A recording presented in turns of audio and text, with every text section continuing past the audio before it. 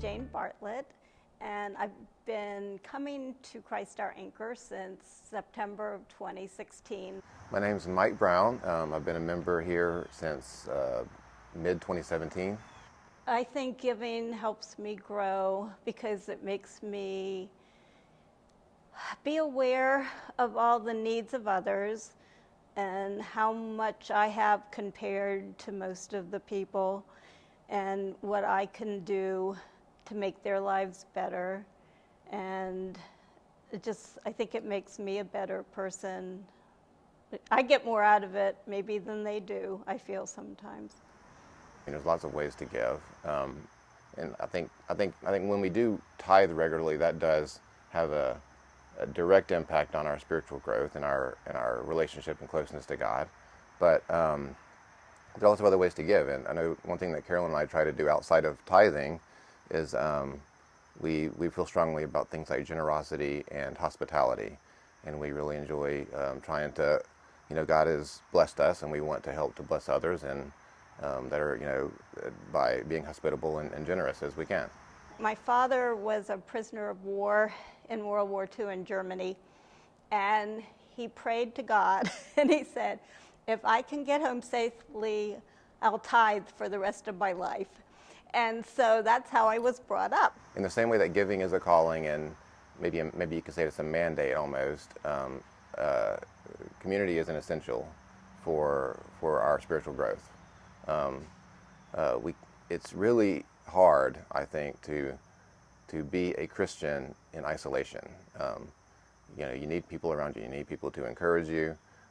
You need people to talk to sometimes. You just need, congregational worship exists for a reason. And it's important to gather together as a community, as a group, to worship and to learn and study and fellowship. And those things all just really contribute greatly to our spiritual growth, so community giving, I would say, are two basically pillars of Christianity, and therefore spiritual growth.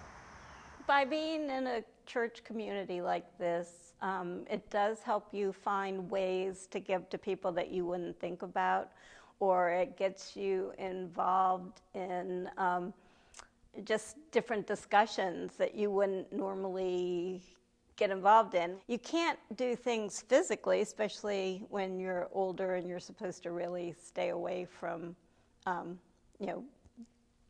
being near places you might get the virus. So that limits in some ways that you can help people, but you can always send money if you have it to help. You can send little notes or just anything that you want. It gives you an opportunity to just touch base with people that in another time you might have not have touched base with that much. I think just trying to stay connected is one way to give back, because that's one thing that a lot of people are longing for. It's Christian fellowship, and it's necessary and needed, and it's been a big help for me.